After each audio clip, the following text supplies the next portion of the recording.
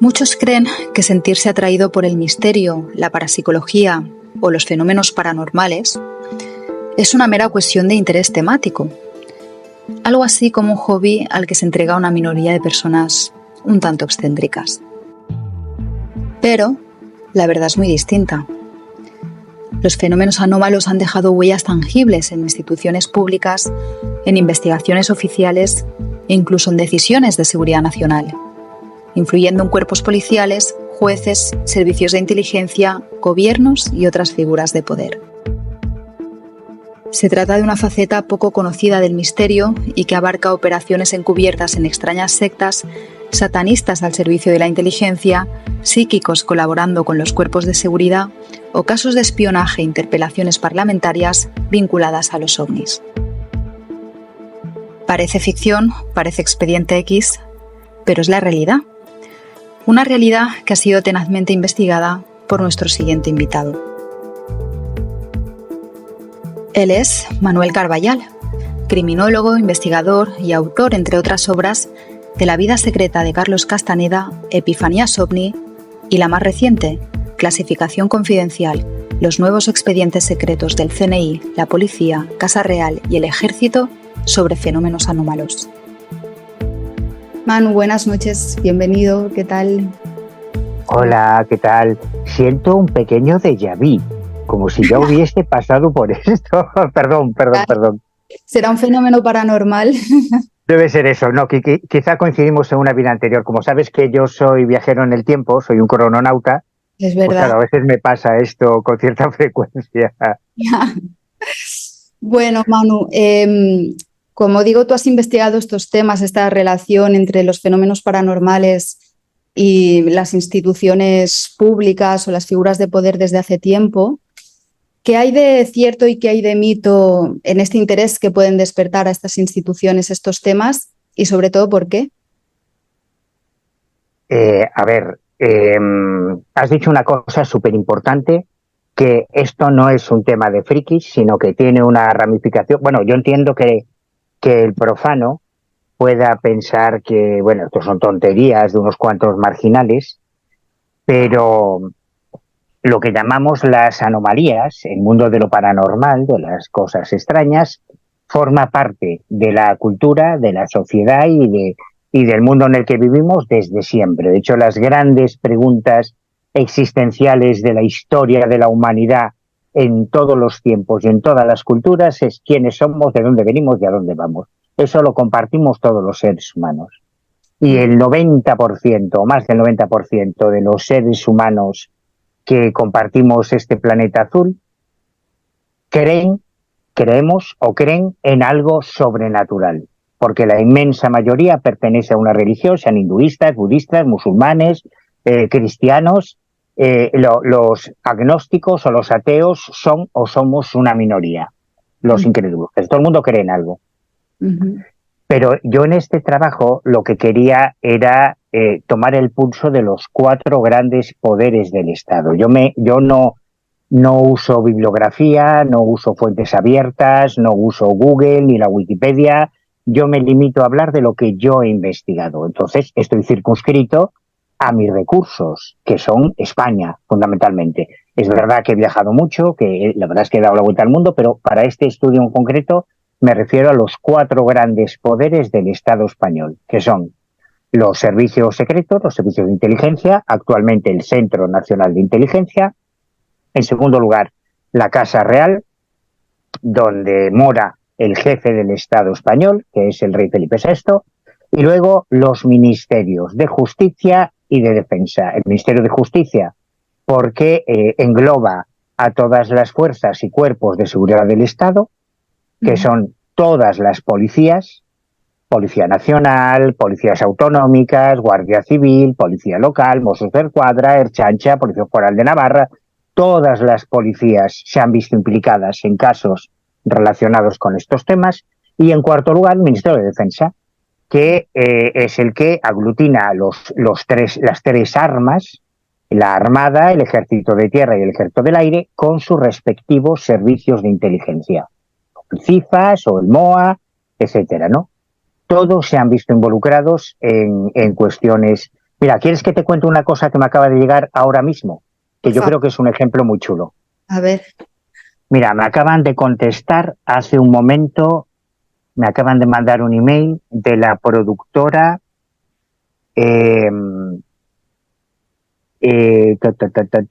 Mod Producciones. Es la productora que ha sacado la serie Las Abogadas, que es una serie que está basada en una historia real, protagonizada por figuras muy emblemáticas de la historia judicial española: Cristina Almeida, Manuela Carmena, que fue alcaldesa de Madrid, y Paca Sauquillo. Son las tres supervivientes, porque la cuarta falleció en 2015, que inspiran esta serie basada en la matanza de Atocha.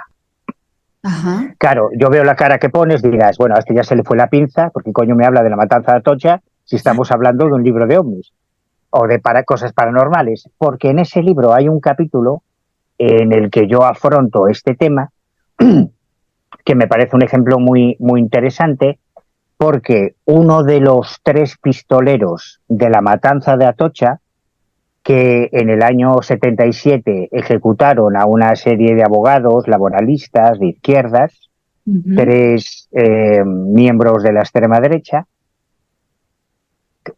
Manuela Carmena, Cristina Almeida y Paca Sauquillo, sobrevivieron de casualidad. Muchos de sus compañeros murieron en ese atentado terrorista de extrema derecha, y uno de los ejecutores, de los pistoleros, era Fernando Lerdo de Tejada, que era el hermano de Javier Lerdo de Tejada, el gran protagonista de uno de los casos OVNI más emblemáticos de la historia de España, que llevó por primera vez, por primera y por segunda, porque hubo primero una interpelación en el Senado y luego una interpelación en el Congreso de los Diputados, que llevó Fernando Mújica, que luego sería defensor del pueblo, cuando estaba el gobierno de Adolfo Suárez en el poder, UCD, y el PSOE era oposición. Entonces, en 1979 se produce un aterrizaje de emergencia en el aeropuerto de Manises, en Valencia, de un avión de la compañía TAE con 102 pasajeros que eran turistas, austríacos, alemanes, que iban a Canarias, como van todos los alemanes a Canarias, y que después de haber hecho una escala en Baleares, tienen que hacer un aterrizaje de emergencia en Valencia porque un ovni se ha interpuesto en el vuelo de ese avión.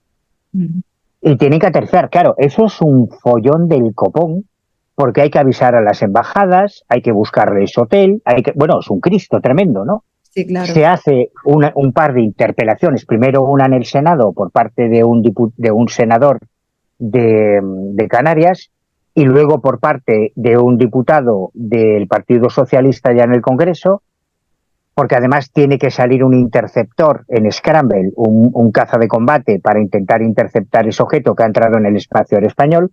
Bueno, y todo esto que tiene que ver con el atentado de la matanza de Atocha, pues que algunas voces del movimiento pseudoescéptico, que son los grandes detractores, son la némesis de los investigadores, son los Salieri de los Sherlock Holmes de la ufología en este mundo, sugerían que todo el caso, con todo el follón que se montó, todo el caso OVNI de Manises era una tapadera de Javier Lerdo de Tejada para que su hermano Fernando Lerdo de Tejada consiguiese escapar de España en un permiso penitenciario e irse a Brasil.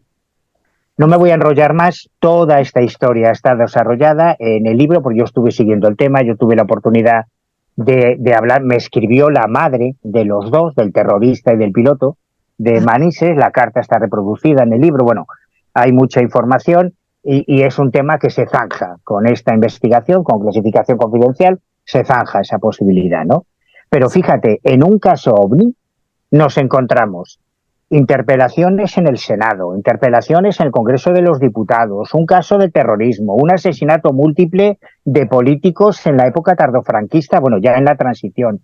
Fíjate si estos temas tienen recorrido en el mundo de la historia, de la cultura y de la sociedad.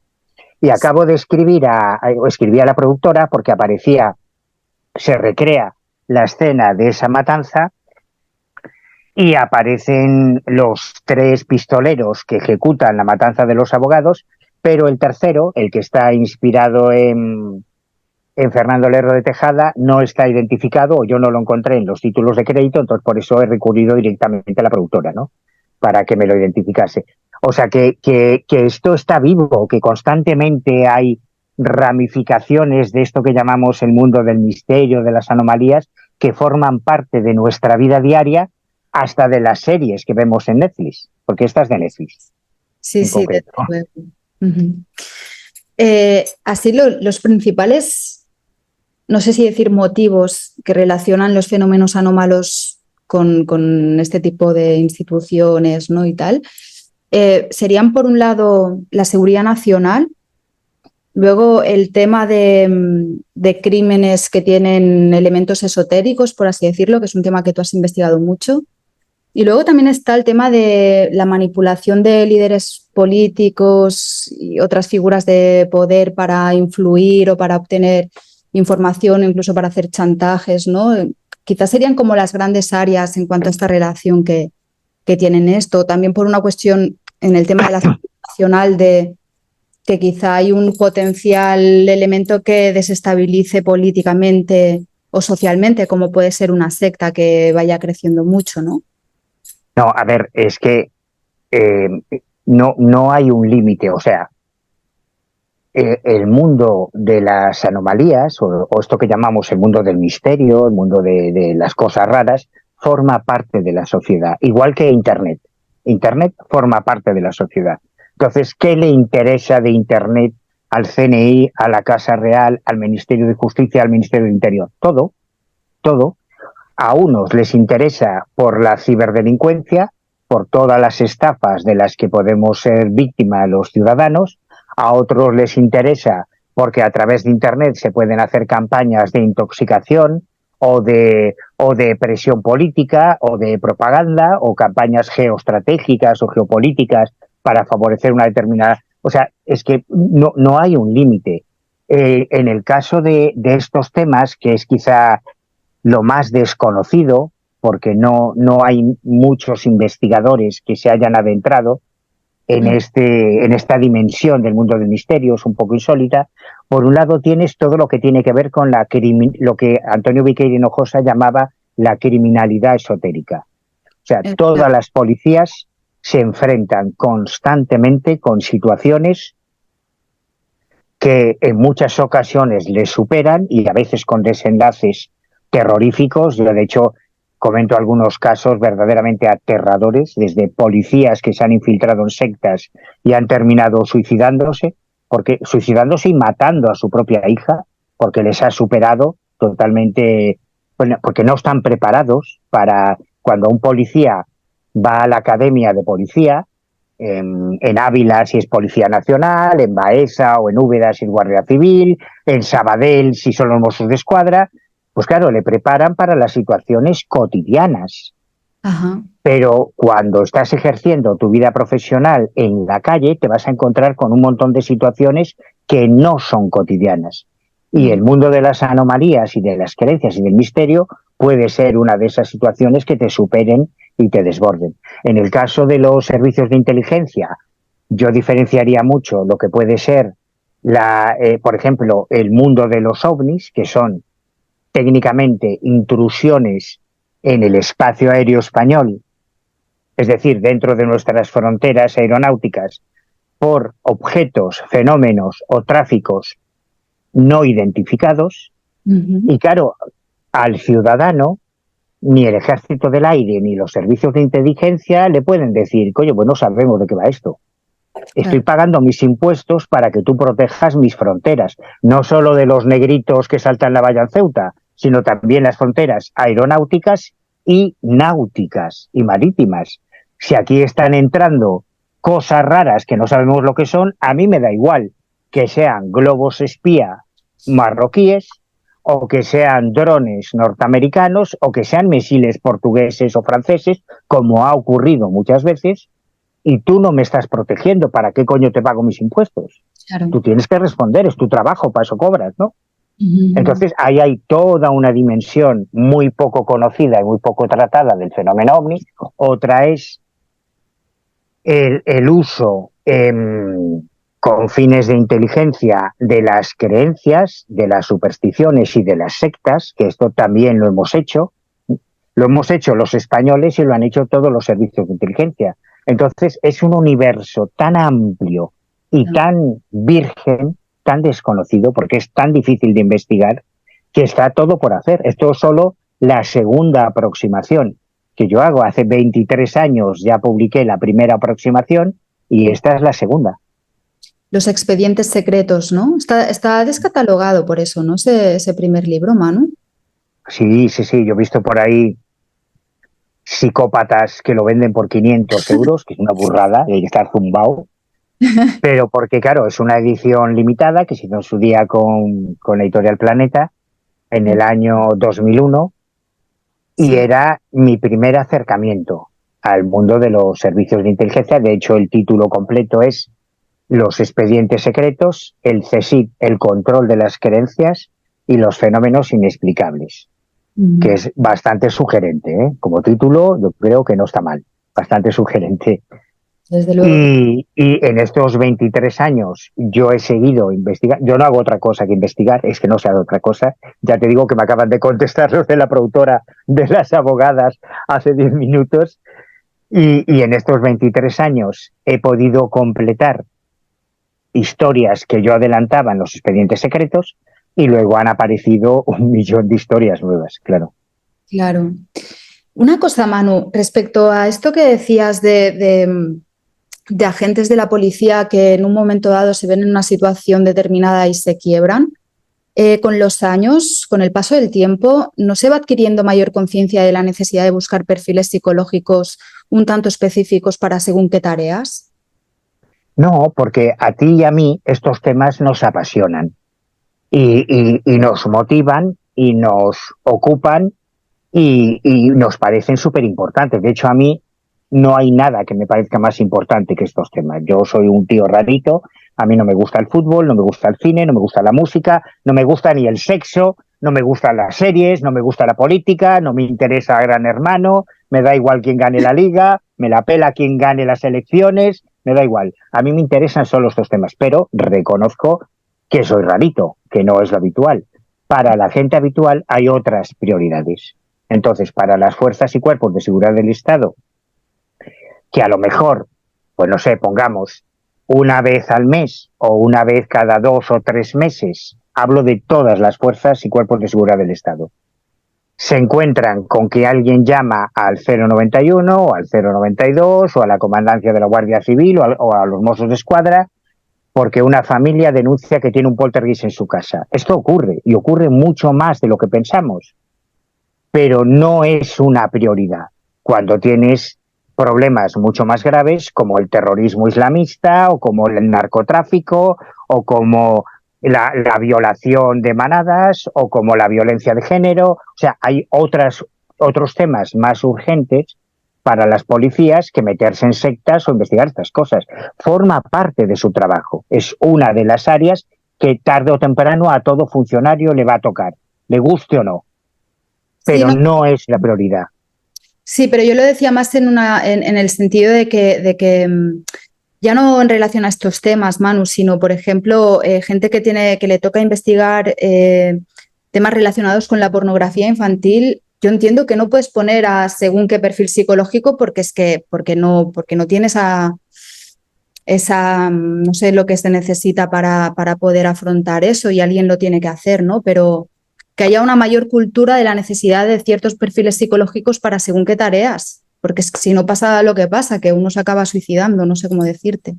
Sí, no, no. En realidad, a ver, yo entiendo que los gestores de las fuerzas y cuerpos de seguridad del Estado son conscientes. Y de hecho, en momentos puntuales donde los temas relacionados desde el punto de vista policial con la criminalidad esotérica han escalado en el nivel de prioridad, como ocurrió en el año 1999 o como ocurrió en el año 2012, ahí sí se derivaron recursos humanos y económicos dentro de todos los servicios policiales para atender algo que se intuía como urgente, como así fue. En el año 99 es cuando el FBI emite el informe Mejido, que fue un documento destinado inicialmente a las policías norteamericanas por la particular política de Estados Unidos. Hay un montón de cuerpos policiales, como hay una comunidad de inteligencia con más de, no recuerdo ahora, si son como medio centenar de servicios de inteligencia, es una burrada. En España tenemos el CNI.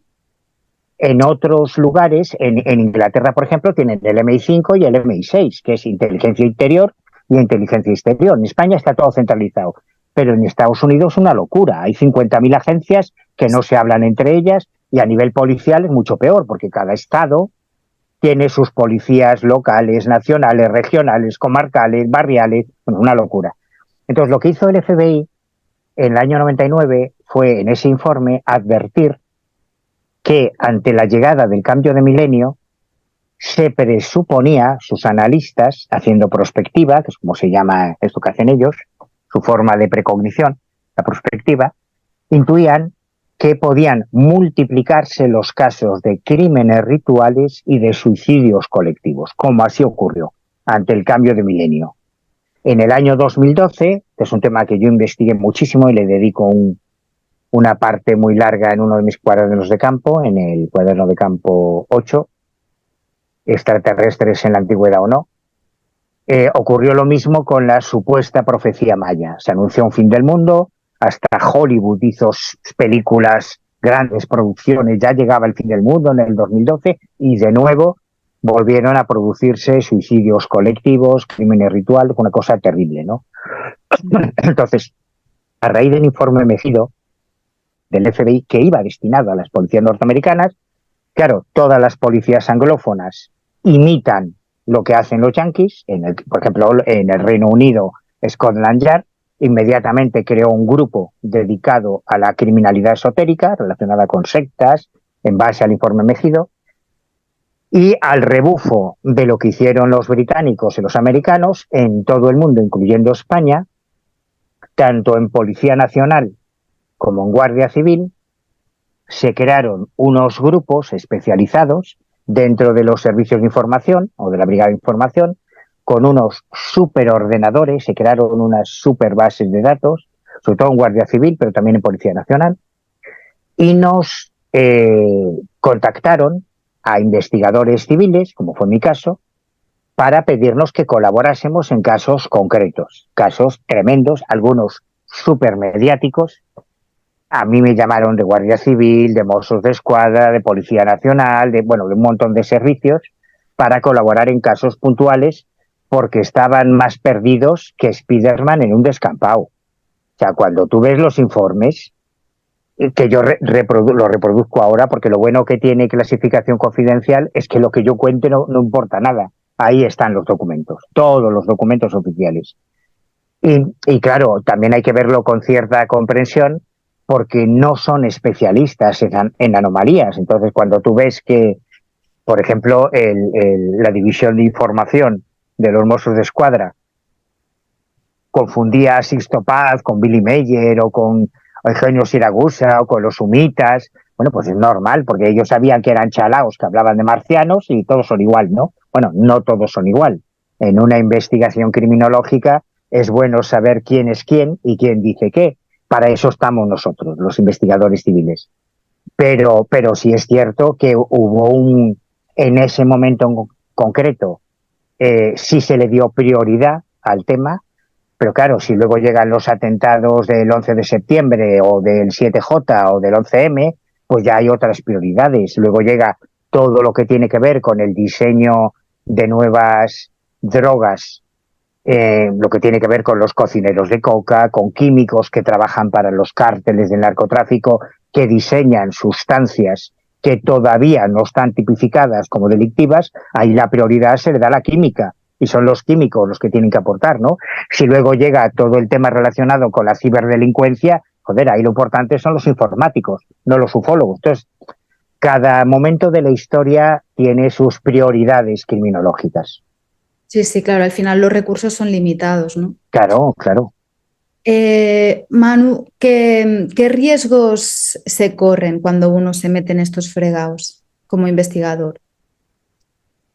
Hostias, pues todos, todos, todos, desde que, por ejemplo, mira, me ha venido a la memoria, desde que, por ejemplo, un policía asturiano te encañone con su pistola por debajo de la mesa en Oviedo, porque pertenece a una de las sectas satánicas, un policía estoy diciendo, Ya, ya. pertenece a una de las sectas satánicas más tremendas que han existido nunca en España, el Nuevo Orden Dragano, una organización liderada, flipa, por un policía, un psiquiatra y un proxeneta. Imagínate la mezcla, lo que hay ahí. Que además de satanistas eran nacionalistas astures, porque mantenían que el único fragmento de España, y no sin cierta razón, que realmente nunca había sido colonizado por los musulmanes, por Al-Ándalus, fue Asturias, que además de ser geológicamente lo más antiguo de la península ibérica, junto con Galicia, es que fue Don Pelayo el que inició la Reconquista, ¿no? Entonces ellos con mucho orgullo, además de satanistas, decían que eran los únicos españoles reales, o sea, una mezcla explosiva, sobre todo cuando hay un policía metido. Sí, sí, sí. Ese es un riesgo, no es la única vez que me han encañonado, me estoy acordando otra vez que me pusieron un CM en la cabeza por meterme en una base, bueno, en una base de la Armada Nuestra Señora de la Virgen de la Peña en Ferrol, buscando una abducción, fue una temeridad, o sea que me lo merecía.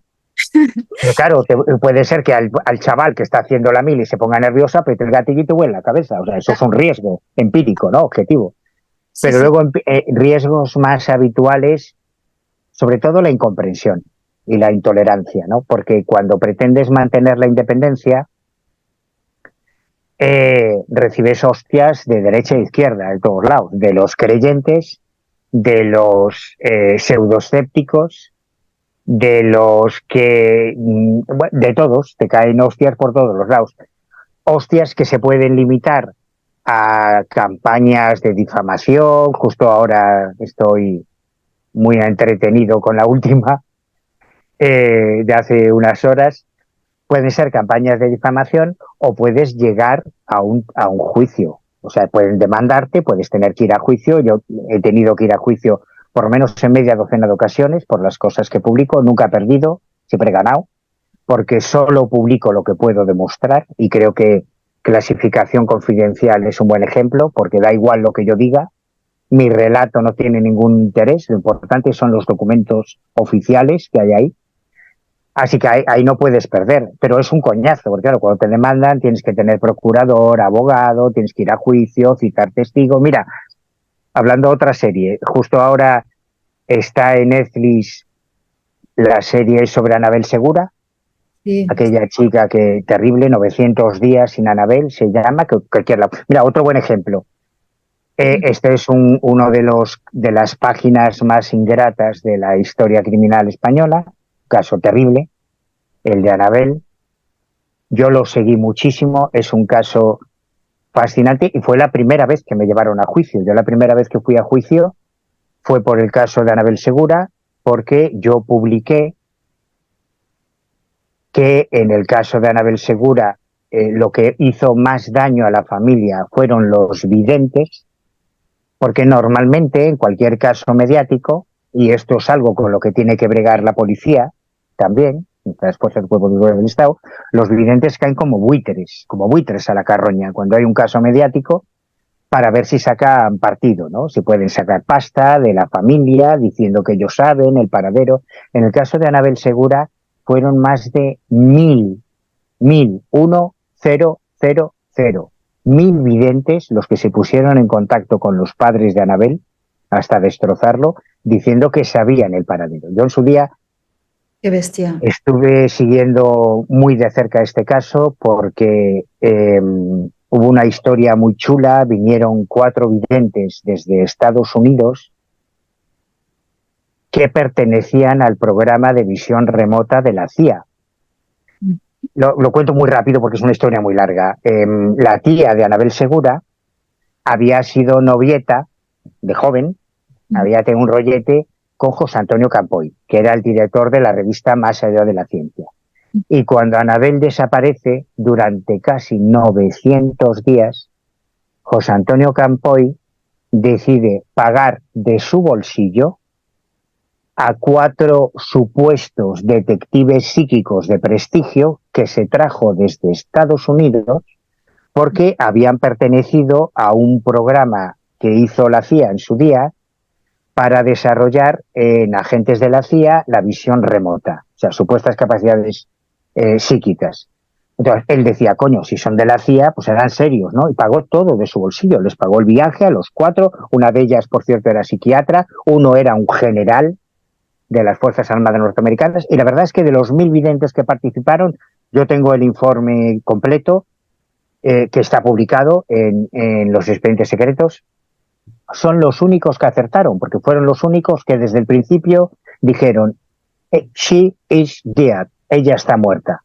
Todos los demás, incluyendo al que me demandó, que era Octavio Aceves, que era un vidente muy famoso en los años 90, a principios de los 2000, fue el primero que me llevó a juicio, todos decían que Anabel estaba viva porque se basaban en lo que los secuestradores fueron dosificando a la prensa y se refleja muy bien en esta serie que ahora está en Netflix, que contextualiza muy bien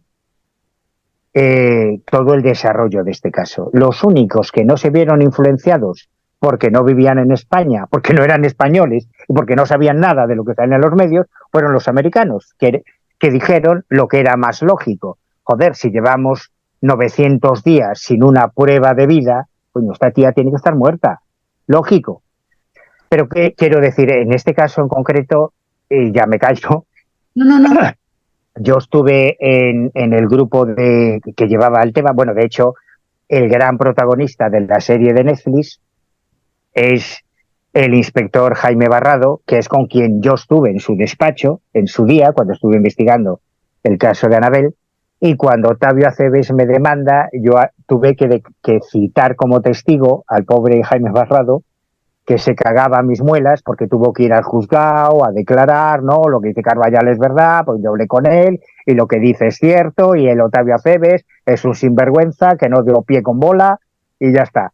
Y esa fue la primera vez. O sea, este es otro de los riesgos que te encuentras a veces, ¿no? La incomprensión, la intolerancia y las represalias que van a tomar contra ti quienes no comparten tu punto de vista, aunque tu punto de vista no sea un punto de vista, sino sea enunciar los hechos históricos, nada más.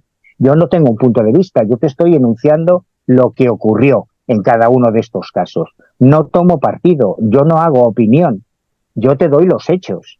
Y si te gustan bien, y si no, échales azúcar. Claro, claro, claro. También en el caso de Madeleine McCann, ¿no? Hubo mucho vidente revolucionario. Igual, como te decía, en todo caso de desaparición mediática, ahora tú y yo pertenecemos a otra generación, ya no vivimos el drama que vivieron nuestros padres o nuestros abuelos en lo que se llamaban los años del plomo, los años duros de ETA, Grapo, Empayac, eh, eh, comandos autónomos, ¿cómo se llamaban los catalanes? Ahí se me ha ido. Bueno, todos los grupos terroristas que hubo en la España de los años 70, 80 y 90, Sí. que vivieron nuestros padres. Ahí había muchos secuestros, algunos terroríficos, y yo me ocupo de algunos porque tienen mucho que ver con nuestros temas, algunos como el de Ortega Lara, por ejemplo, llegó a implicar al Centro Nacional de Inteligencia, el CSIC en su época, buscando psíquicos en la sociedad española de parapsicología, porque pasaban los meses y no había señales de vida de Ortega Lara, ¿no? Este Nosotros no Ortega Lara fue fundador de Vox. sí, fue uno de los fundadores de Vox, pero bueno, él era un funcionario de prisiones que fue secuestrado por ETA, fue metido en un zulo y se pasó más de un año bajo tierra, y cuando ni la Guardia Civil, ni la Policía Nacional, ni la Archancha, ni nadie conseguía avanzar en la investigación, empezaron las presiones mediáticas hacia el gobierno, y el gobierno le pasó la patata caliente al Centro Nacional de Inteligencia, a los servicios, a los espías, ¿no? Al CSIC. Y Sí. ahí un viejo amigo mío, Juan Alberto Perote, que era el número 2 del Servicio de Inteligencia Español en ese momento, no se le ocurre otra cosa por una serie de situaciones que explico en Clasificación Confidencial, porque él había estado haciendo misiones de espionaje en Moscú, en los países del este durante la Guerra Fría. Allí le habían hablado de la psicotrónica, de cómo el KGB utilizaba psíquico. Entonces a él se le ocurrió, como ya no había pistas que seguir, no tenían nada que hacer, pues hombre, en vez de cruzarte de brazos, pues hombre, vamos a intentar lo improbable. Así que es muy razonable que a Perote se le ocurriese ir a la Sociedad Española de Parapsicología a reclutar a un psíquico. A ver, yo me escucho hablando y soy consciente de que parece que se me ha ido la pinza y que estoy contando barbaridades, pero todo esto ocurrió así, y los documentos que lo demuestran están en el libro. No es que te lo cuente yo, es que ahí está el informe del Centro Superior de Información de la Defensa contando cómo se van a la Sociedad Española de Parapsicología en busca de un telépata, psíquico telépata emisor o algo así, para utilizarlo en la búsqueda de Ortega Lara. Es que esto ocurrió, ¿no? Que no me lo estoy inventando. Era un tal, Pero era un tal Laureano. Laureano Álvarez, sí, que yo no me atrevía a dar el nombre en los expedientes secretos. Ahora sí, porque ahora ya reproduzco fotos, documentos, los informes del CSIC, ahora ya me da igual. Ya. Si acabo en Guantánamo, pues que ya sea por algo. Pero en Espera. el caso de Madeleine, que mencionabas, efectivamente, como te decía, en todos los grandes casos de desaparición mediática, de recorrido mediático, proliferan los videntes. Unos probablemente de buena fe, bien intencionados, pues que han tenido un sueño. Claro, si tú todos los días estás viendo en la tele a Diana Kerr y al padre de Diana Kerr y a la madre de Diana Kerr y al hermano de Diana y a la hermana de Diana Kerr diciendo que dónde está su hermana, pues no es raro que a lo mejor tú por la noche sueñes con Diana Kerr. Y si tú crees que tienes capacidades extrasensoriales, pues a lo mejor tú, con la mejor intención, llamas al 091 y dices, oiga, pues yo creo que Diana Kerr está en Porriño, o en Albacete, o en Murcia, porque lo he soñado y ha sido un sueño muy vivido. Pues vale, bueno, pues vale, tú ahí no buscas nada a cambio, ¿no? Pero por desgracia hay otros que sí intentan amortizar esa supuesta información. En el caso de Madeleine McCann, hay un documento que yo conseguí en Lisboa de la policía portuguesa donde se reseñan más de 1000 videntes que intentaron o que decían aportar algo, pero solo hubo una, y es una historia muy chula, yo le dedico un capítulo muy largo, porque es una vidente, bueno, ella es argentina, pero ella contacta con la agencia de detectives Método 3 de Barcelona, que fueron contratados por los padres de Madeleine como investigadores civiles para hacer una investigación. También hay otra serie de Netflix sobre el caso de Madeleine McCann con toda la historia de Método 3. Y lo que yo no sabía hasta que tuve contacto con esta vidente es que a través del cónsul de Portugal en Barcelona, ella viajó a Praia da Luz, en el Algarve, en el sur de Portugal. Yo también me fui allí, yo también estuve sobre el terreno, estuve en la casa donde desapareció Madeleine, en el piso, bueno, estuve en aquella zona. Y es una anomalía porque esta es la única vidente que hizo trabajo de campo, que no se limitó a coger la bola de cristal o el péndulo y un mapa o las cartas del tarot, sino que ella se fue sobre el terreno para intentar percibir algo y efectivamente tuvo una relación con la agencia de detectives Método 3. Al final, desgraciadamente, la vidente aportó lo mismo que los detectives y que la policía. Nada, porque Madeleine sigue sin aparecer. Ya, ya, menudo caso el de Madeleine también. Mm. Manu, has mencionado a Perote que lo conociste, no sé si por casualidades de la vida, ¿no?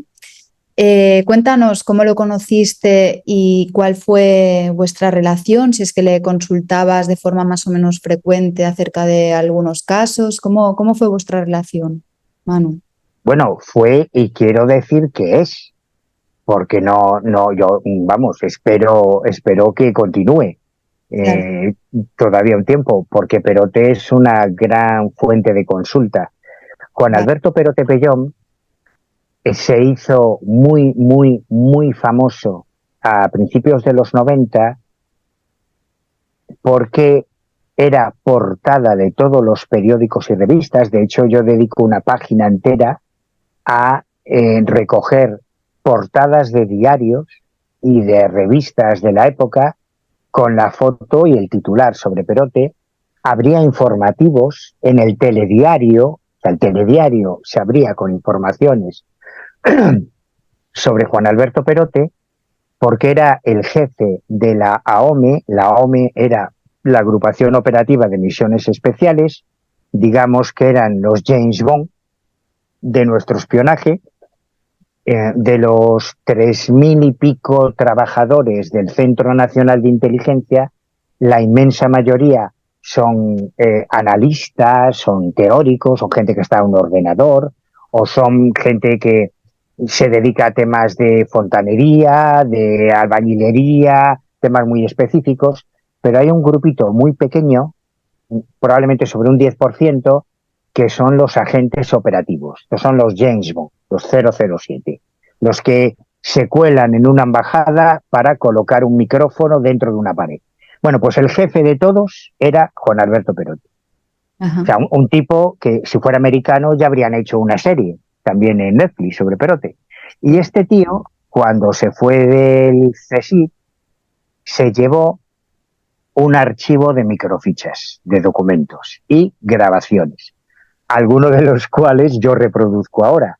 Por eso estoy un poco acojonado, a ver si esto no va a tener consecuencias, porque esos son documentos secretos que en teoría no se pueden publicar, ¿no? Esos documentos, digamos que algunos de ellos él se los facilitó a Mario Conde, que era un banquero muy famoso en los años 90. Bueno, era el banquero más famoso en los años 90 y en todos los años. Ha sido el banquero más famoso de España, creo yo.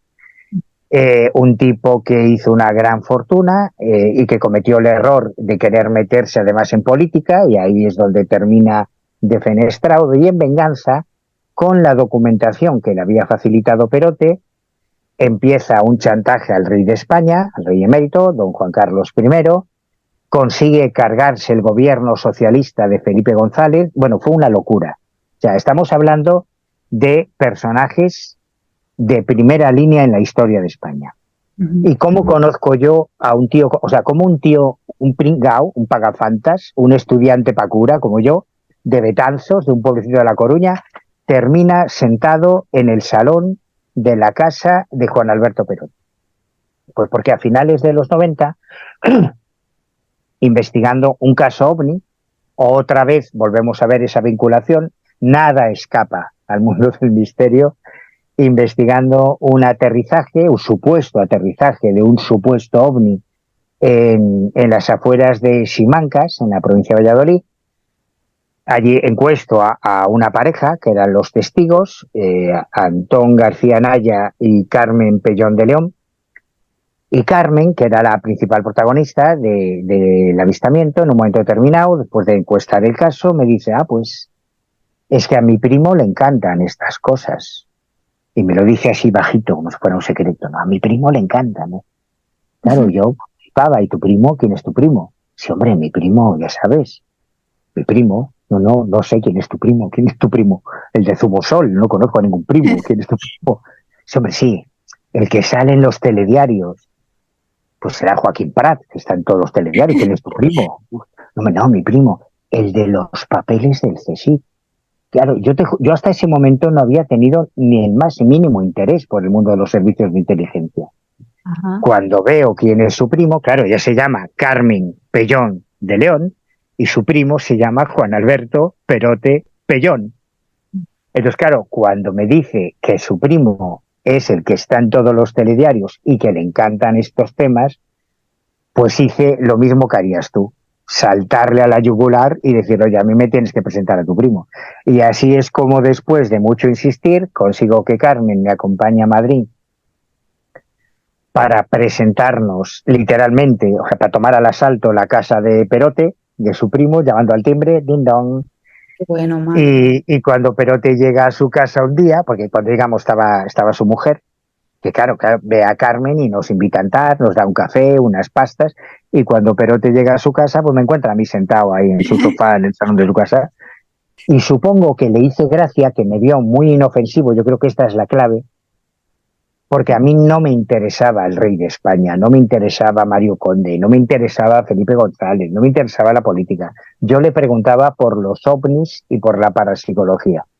Y además iba de la mano de su prima, a la que le tenía mucho cariño. Entonces yo supongo que aquello fue determinante para que me viese, primero, como alguien inofensivo, que no lo era, y luego para que me cogiese cierto afecto. A partir de ese día le llamé muchas veces para que consultarle temas para mí muy importantes. De hecho, hacia el final de Clasificación Confidencial hay un par de capítulos que yo soy consciente de que son muy difíciles de creer, porque parecen un puto capítulo de Misión Imposible o de la saga de Jason Bourne, pero así fue como ocurrió. Es exactamente así. Y ahí Perote también tuvo un papel determinante para analizar algunos de los documentos que me habían filtrado sobre supuestos ovnis estrellados en España, con recogida de restos orgánicos. Lo que se está contando ahora en el Pentágono y en el Capitolio de Estados Unidos, eso ya pasó en España a finales de los 90 y principios de los 2000. O sea que van súper retrasados los yanquis con respecto a nosotros, ¿no? Y ahí Perote también tuvo un papel importante y sobre todo a la hora de presentarme a miembros de otros servicios de inteligencia, que es como empieza a rodar esta bola de nieve, que es Clasificación Confidencial, que es ir conociendo gente de distintos servicios de inteligencia para saber cómo gestionan ellos, la CIA, el Mossad, la DGI, el MI5, el MI6, cómo gestionan ellos toda la información relativa a las anomalías o al mundo del misterio. De hecho, ahora que comentabas esto de España frente a Estados Unidos, el tema de los ovnis ha estado presente en más de una ocasión en el Congreso, ¿no? Aquí en España, que es una cosa que en general la gente desconoce. Sí, a mí me parece uno de los capítulos más alucinantes. Bueno, a ver, que todos son muy alucinantes, pero como es muy cercano, porque aquí tú puedes dar nombres y apellidos que todo el mundo conoce. Claro, si yo digo que en 1979 un senador del Partido Popular porque todo el mundo cree en el mundo del misterio, todo el mundo piensa que la primera vez que se hizo una interpelación parlamentaria por un caso OVNI, o sea, la primera vez que el tema OVNI llega al Congreso, fue con el caso Manises y con Fernando Mújica. Claro, es verdad que fue por el caso Manises, pero Mújica no fue el primero. Hubo una anterior y en el Senado. Porque el día que se produce el caso Manises, casualmente el ministro de Defensa del Gobierno de España estaba en Valencia. Y hay una primera intervención en el Senado. Luego ya viene Mújica, que pertenecía a la oposición, al Partido Socialista Obrero Español, e increpa al gobierno de UCD de Adolfo Suárez para que diga por qué un avión de pasajeros ha tenido que hacer un aterrizaje de emergencia en el aeropuerto de Manises, en Valencia, por un objeto no identificado. ¿Para qué pagamos impuestos? ¿No? Lo que te explicaba antes. Lo interesante es que cuando Felipe González gana las elecciones y llega al poder, es el Partido Popular el que hace no una ni dos, sino hasta tres o cuatro interpelaciones parlamentarias por casos OVNI concretos, interpelando al gobierno que está en ese momento, que es el Partido Socialista. Pero cuando es Aznar el que gana las elecciones son otros partidos como Izquierda Unida o como UCD los que interpelan al gobierno de Aznar por casos de ovnis. Y el último fue hace muy poquito. La última vez que se trató el tema en el Congreso fue el año pasado, que fue el Partido Nacionalista Vasco, durante la moción de censura que hizo Vox al gobierno socialista para presentar la candidatura de Tamames. Bueno, una historia muy simpática. Es decir, yo me pasé mucho tiempo, yo he ido muchas veces al Congreso, he estado en el Senado, yo he estado con los diputados que han hecho esas interpelaciones, o sea, no solamente tengo los registros, los diarios de sesiones de cada una de esas interpelaciones y de las respuestas, sino que además he estado con los protagonistas, con los políticos que han llevado el tema, ¿no? Y es súper cachondo ver cómo utilizan políticamente el tema OVNI como un arma política. Siempre es la oposición la que usa los ovnis para tocar las pelotas al gobierno que esté en el poder, pero cuando ellos llegan al poder hacen exactamente lo mismo, porque no pueden hacer otra cosa. ¿Y a qué me refiero con esto? A que nunca, jamás podrán ser transparentes con lo que saben del fenómeno OVNI, porque entre otras muchas cosas, detrás del fenómeno OVNI hay situaciones conflictivas e incómodas desde el punto de vista diplomático que pueden generar conflictos internacionales y que mientras solo toquen los huevos los frikis de los ovnis y los testigos hablen de marcianos, eso se puede neutralizar mediáticamente. Pero detrás del tema ovni hay cosas mucho más serias y mucho más importantes, creas o no creas en los marcianos. Aquí ha habido casos de espionaje internacional con muertes de agentes, de espías españoles que han muerto investigando casos OVNI. Aquí ha habido montones de casos de ovnis estrellados en suelo español de distintas nacionalidades, italianos, americanos, que han sido recogidos por las tropas, por ejemplo, en el caso de los americanos de la base de Rota, sin darle explicaciones al gobierno de España, como si esto fuese Texas. Esta no es una frase mía, esta es una frase que me dijo Willy Meyer en su despacho en el Congreso de los Diputados en Madrid. Me decía que estos americanos se creen que esto es Texas, se pueden hacer lo que les dé la gana. Se les cae un dron espía, un avión espía, y vienen a recogerlo sin darle explicaciones al gobierno de este país, como si fuesen... O sea, que hay mucho más recorrido en estas historias. Hay temas mucho más cercanos y mucho más reales, creamos o no creamos en los marcianos. Tal y como declaró las autoridades, militares por supuesto, eran ovnis, al menos 50 ovnis. Manu, este caso que mencionas del avión americano estrellado tiene que ver con lo de la Marcha Verde del Sáhara y toda esta historia. No, este es otro. El de la Marcha Verde es terrible, es brutal, es una cosa... Que ver con la gente Soledad, ¿verdad? Exactamente. El de la Marcha Verde...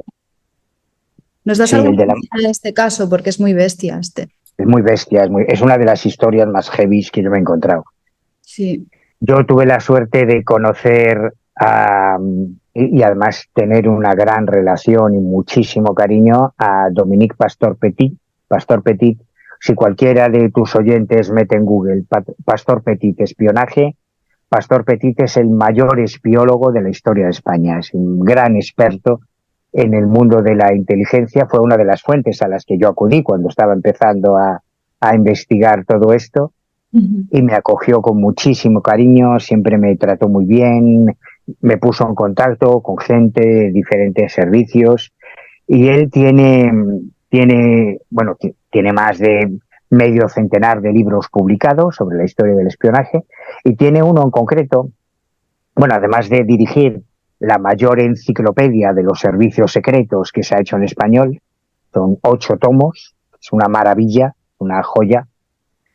Tiene se llama así, Diccionario Enciclopédico del Espionaje, cuya última edición corrió a cargo de la Universidad Complutense de Madrid. O sea que estamos hablando de palabras mayores, ¿eh? Y ahí él dedica una entrada al caso de la agente Soledad, que es la historia de una mujer que aparece asesinada y torturada en el Reino Unido.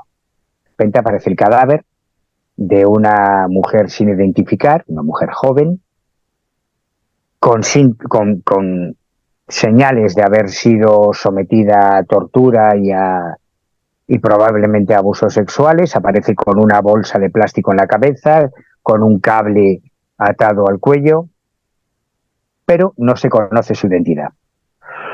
Entonces, como ocurre en estos casos, en el Reino Unido, Scotland Yard pide la colaboración ciudadana y empiezan a publicarse artículos en la prensa, en televisión.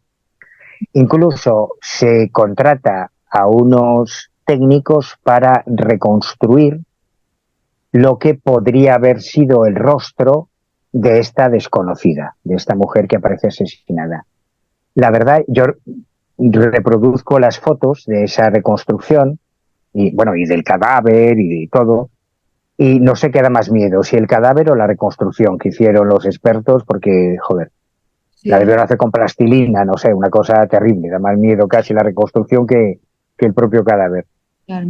Pero no se consigue identificar a esta mujer y de repente aparece un taxista que dice que justo unas noches antes de aparecer el cuerpo, él había recogido a un norteamericano, a un militar norteamericano y a una joven que él creía que era española y que en algún momento pronunció el nombre de Soledad, que la conversación que mantienen en el taxi hablaban de que ella había estado al servicio de alguien relacionado con los Beatles, por eso él se acordaba, que hombre, los Beatles en el Reino Unido, joder, como una institución, ¿no?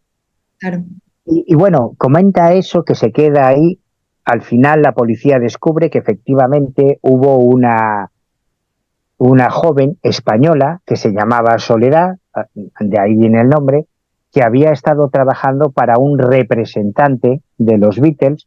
Yo toda la información, todos los nombres está en el capítulo que dedico, no me acuerdo ahora de memoria.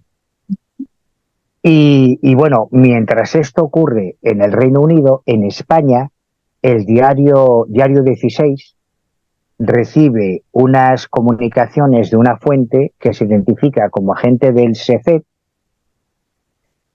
y dice que su compañera en el SECET, con lo cual ya la señala como agente de inteligencia del servicio secreto anterior al CSIC, el SECET fue el Servicio Central de Documentación de Presidencia de Gobierno que organizó Carrero Blanco, que es anterior al CSIC, que había sido asesinada en el Reino Unido mientras investigaba la injerencia de la CIA en la Marcha Verde. Todo esto, aunque me enrolle como una persiana, al final voy a lo que me habías dicho.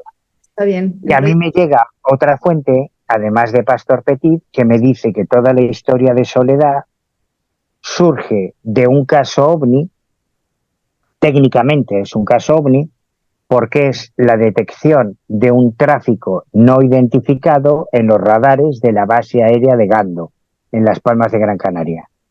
O sea, de repente el radarista detecta un objeto no identificado en el radar que está bordeando la costa del Sáhara, en lo que ahora es Marruecos, y todo eso, según me explica mi fuente, ese tráfico, ese OVNI, era un avión de guerra electrónica norteamericano que tenía sede en una base norteamericana en el Reino Unido, que es donde va a investigar Soledad y donde terminan matándola. Bueno, grosso modo, de una forma muy reducida, esta es la historia. O sea que tenemos una historia que empieza con un OVNI en la base aérea de Gando, un agente del Servicio Secreto Español del SECET que se desplaza al Reino Unido para investigar qué era ese avión, y ese avión era un avión de guerra electrónica que estaba interceptando todas las comunicaciones previas a la Marcha Verde, que supone un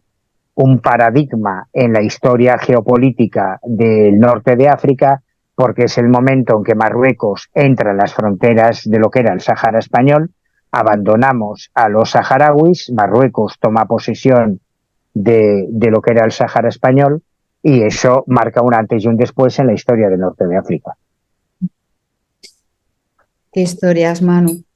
Em, Antes hablábamos de riesgos. Yo no sé cuántas veces te deben haber amenazado, pero uno de los que te amenazó en su momento fue Gabriel López de Rojas. ¿Y Wow, tal qué bueno. acabaste teniendo buena relación con él? ¿O cómo fue eso? Cuéntanos un poco la historia, qué fue la Orden Illuminati 666, qué tiene que ver con Mario Conde. Cuéntanos porque es otra historia alucinante que Es recoges. que, si es que yo sé que, o sea, esto parece una paja mental, pero es que todo, de verdad, yo prometo, doy mi palabra de honor de que todo está documentado con las pruebas pertinentes en el libro. Ujú. En los años 90, el satanismo en España gozaba casi de tan buena salud como ahora. Ayer sin ir más lejos, se celebraba en Madrid la primera feria satánica impulsada por satanistas de España en Madrid. Y en los 90 había varios colectivos, el satanismo gozaba de muy buena salud. Y de todas las organizaciones que existían, probablemente la más importante era la Orden Illuminati 666, Ujú. que lideraba el gran maestre Gabriel López de Rojas. La Orden Illuminati era una orden luciferiana paramasónica, él venía de la masonería, porque él, digamos que tenía ascendencia judía, tenía mucha relación con Israel por su familia, pero había vivido una experiencia con lo que nuestro querido David Cuevas llamaría lo inexplicado, ¿no? Había tenido una visión de una entidad que se le había parecido. Probablemente ahora lo identificaríamos con los visitantes de dormitorio o con las parálisis del sueño, pero digamos que él lo identificó con una aparición del Baphomet, de la representación del diablo, del macho cabrío en el mundo del ocultismo. Ajá. Entonces, él era un creyente, él decía que él había visto al diablo realmente en carne y hueso, que se le había parecido, y funda esa orden.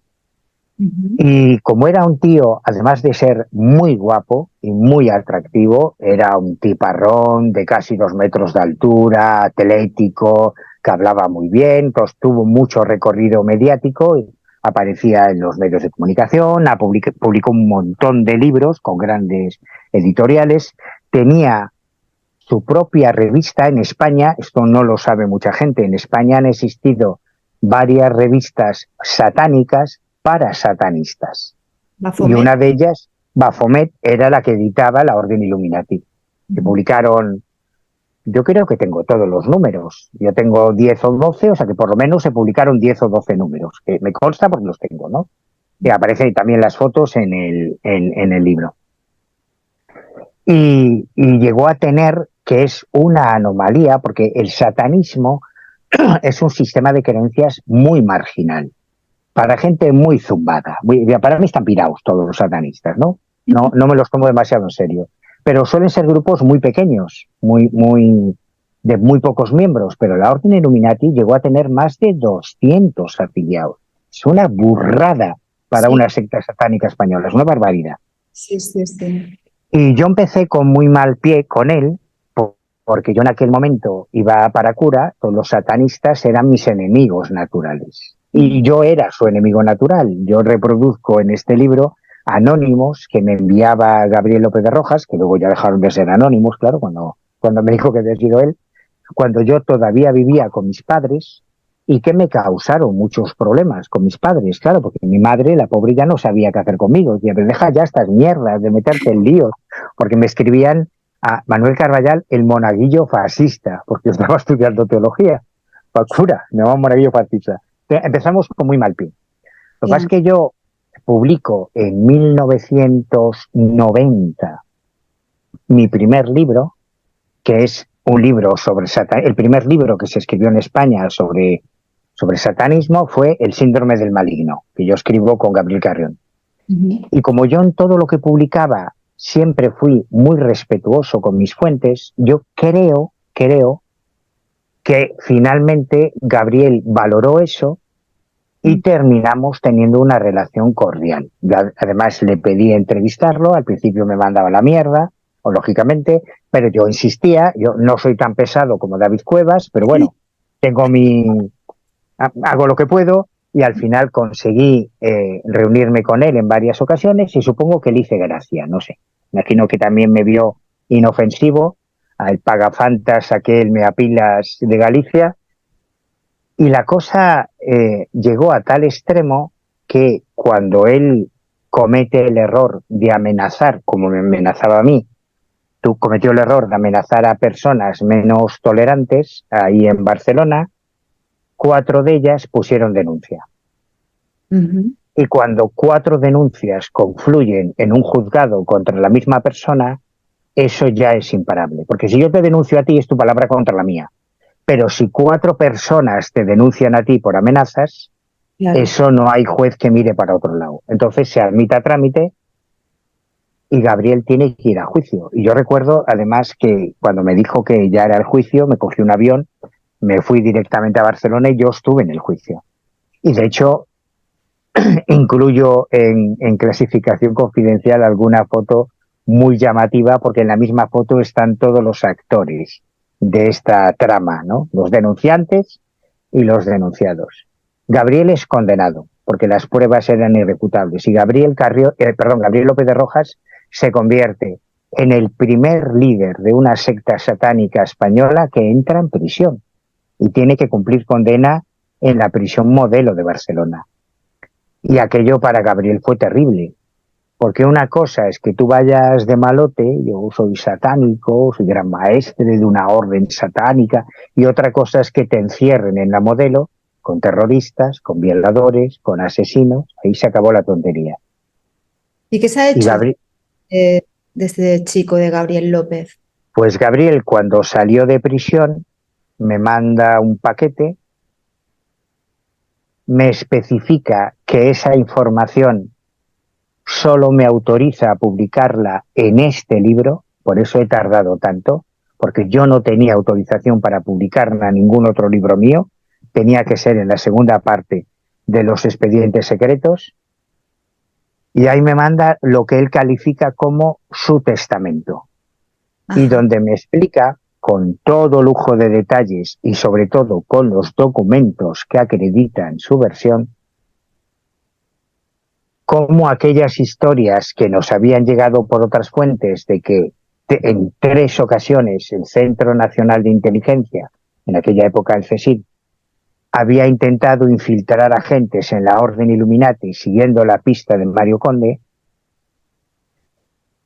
que a ver, que yo entiendo que esto puede parecer una locura, que tiene que ver Mario Conde con el satanismo. Bueno, en los años 90, cuando Mario Conde se convierte en el enemigo número 1 de Felipe González y del rey don Juan Carlos, sí, filtrando informaciones, era un objetivo prioritario para nuestros servicios de inteligencia. Claro. Que lo radiografiaron de arriba abajo. Descubrieron que Mario Conde pertenecía como miembro durmiente a una logia masónica, y comenzaron los rumores de que tenía relación con el satanismo, hasta tal punto que Luis Herrero, no Iker Jiménez, Luis Herrero, que es uno de los periodistas más veteranos y más conocidos de la historia del periodismo español, publica un libro que se llama El Ángel Caído, en Planeta, diciendo que Mario Conde es satanista y que hace misas negras y orgías satánicas y casi que se come niños. Entonces, es normal que los servicios de inteligencia intentasen infiltrar a un agente en la Orden Illuminati cuando Gabriel López de Rojas empieza a sugerir en los medios de comunicación que ha tenido algún contacto con Mario Conde. Claro, el cabrón nos volvía locos porque cuando tú le preguntabas, pero vamos a ver, Gabriel, ¿qué pasa con Mario Conde? ¿Están los Illuminati? ¿Pertenece a la...? Bueno, no puedo hablar, yo de esto, yo no puedo hablar de los miembros de la orden, o sea que me estás diciendo que pertenece. Bueno, solo te puedo decir que ha habido algún contacto, algo hay, pero no puedo especificar. Claro, y el cabrón nos tenía así todo el día, jugando a esa ambigüedad que a él le daba muchos puntos a nivel mediático, pero nunca precisaba, hasta que me llega ese paquete de documentos. Y entonces ahí no solo está toda la historia de los intentos de infiltración del CSIC en la Orden Illuminati. Yo conocí a 2 de los agentes del CSIC que intentaron infiltrarse, a la tercera no, la tercera, que fue la primera, o sea, la primera fue una chica, una colaboradora del CSIC que tenía que haberse infiltrado, pero que quedó tan seducida por Gabriel que terminó convirtiéndose en su amante y trabajando para Gabriel en vez de para el servicio, ¿no? Que es una historia muy flipante. Sí, totalmente surrealista. A los otros 2 los conocí personalmente. Y lo más interesante de esa historia probablemente es que Gabriel me confiesa con detalle cómo efectivamente la preocupación y la ocupación de la inteligencia española estaba justificada porque él llevaba años colaborando con el Mossad a través de un agregado de cultura de la Embajada de Israel en Madrid, al que él le enviaba informes de ciertos miembros de la comunidad del misterio de Barcelona vinculados a la extrema derecha, como Ernesto Milá, como personajes conocidos, ¿no?, del mundo del misterio. O sea que Gabriel sí trabajaba para el Mossad israelí, para la inteligencia israelí, en temas relacionados con el mundo del misterio, y sí hubo un intento de infiltración, no uno, sino 3 intentos de infiltración de nuestros servicios secretos, la Orden Illuminati, siguiendo la pista de Mario Conde. O sea, una historia de película alucinante y yo creo que muy divertida, y un capítulo también muy chulo de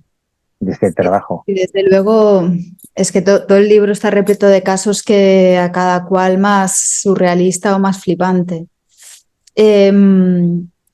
Ya casi para terminar, Manu, háblanos de algún caso que tenga que ver con jueces, que es otro tema que abordas. Sí, claro. Es que en un Estado de Derecho como el nuestro, en una sociedad democrática como es España, todos podemos especular, podemos debatir, podemos opinar en Twitter, conjeturar, ¿qué es la verdad? Pero la verdad es relativa, es tu verdad, es mi verdad, ¿qué es la verdad? ¿La verdad?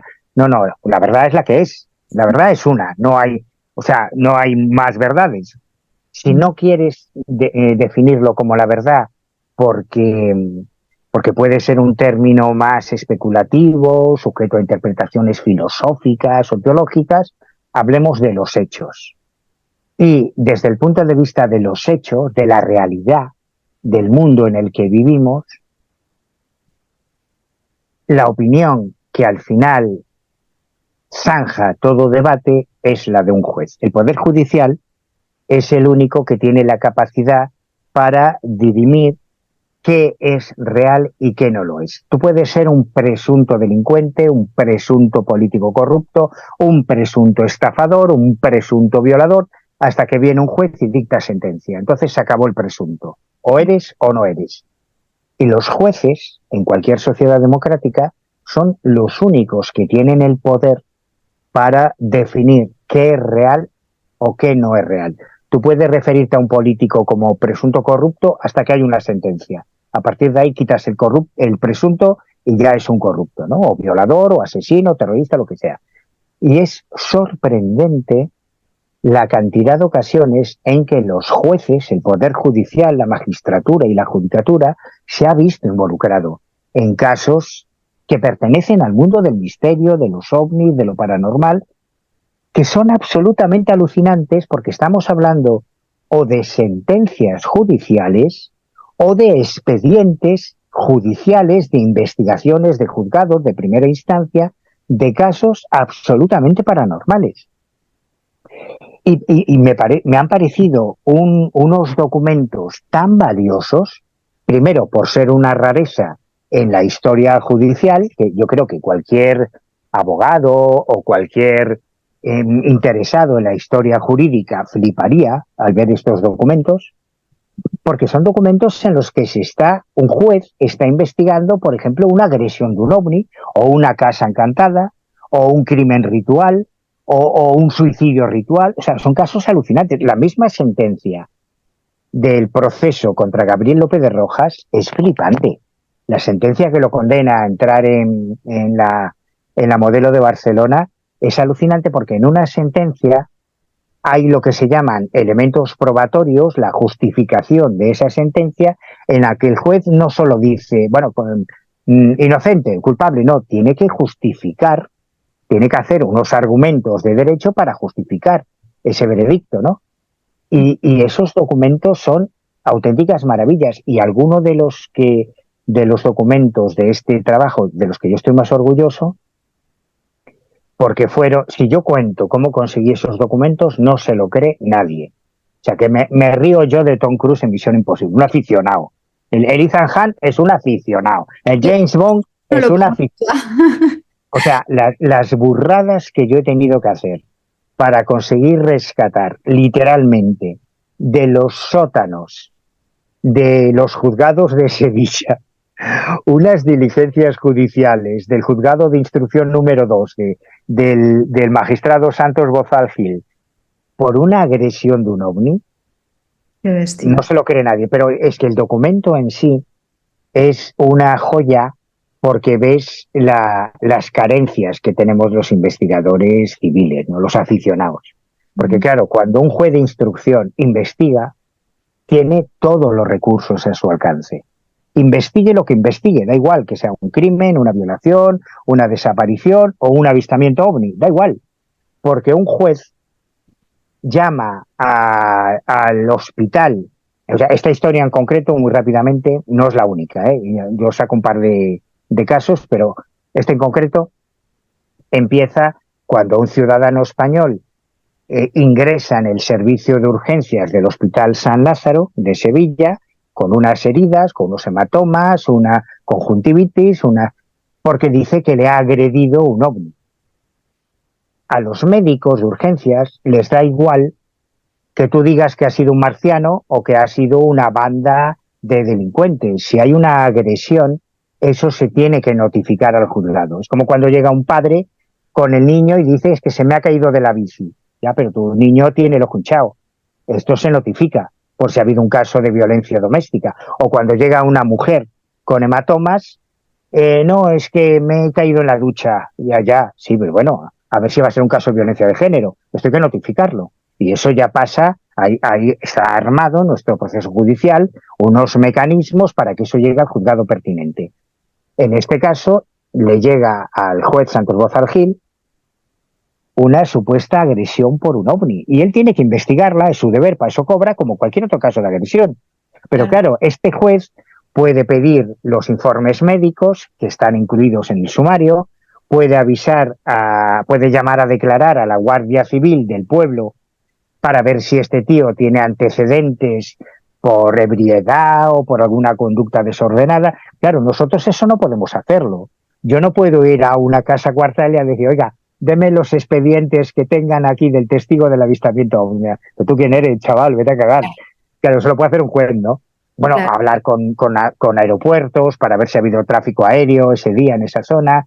Entonces, es una dimensión totalmente diferente de lo que es una investigación de anomalías. Y ya solo por eso me parece realmente llamativo. Pues Manu, desde aquí recomendamos obviamente tu último libro, Clasificación Confidencial. Hemos podido dar alguna pincelada de lo fascinante que es lo que recoges en él, pero bueno, pues eso, animamos a los oyentes que lo adquieran. ¿Cómo se puede adquirir? Ahí ya le hemos liado. ¿Por? Ahí ya le hemos liado. Porque no me sé muy bien cómo se puede. A ver, es una autoedición. Bueno, pues hay una página, lo más práctico, lo más económico y lo más rápido es una página que se llama... Ay, Dios, ¿cómo se llamaba?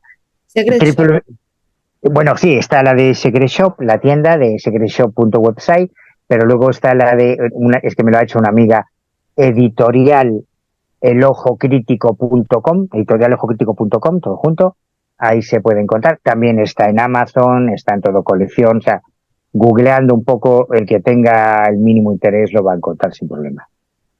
Manu, pues ¿alguna última reflexión antes de terminar al respecto de todos estos temas?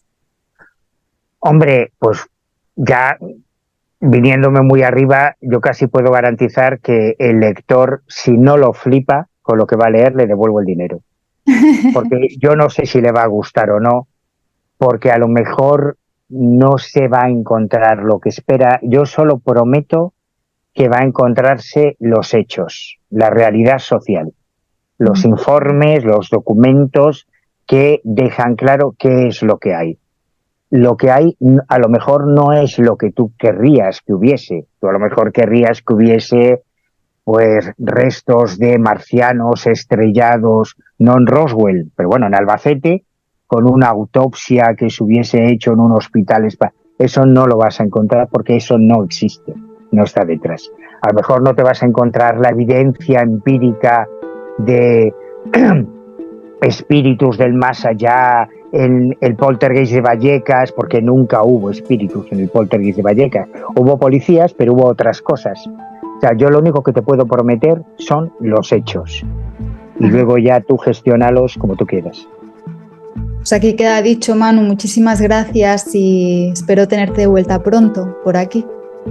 A ti, muchísimas gracias. Y si no, la próxima conexión la hacemos desde Guantánamo. Y se cabrea mucho. Espero que no. Yo también. Muchísimas gracias, Adri. Un besazo enorme. Chao. Chao.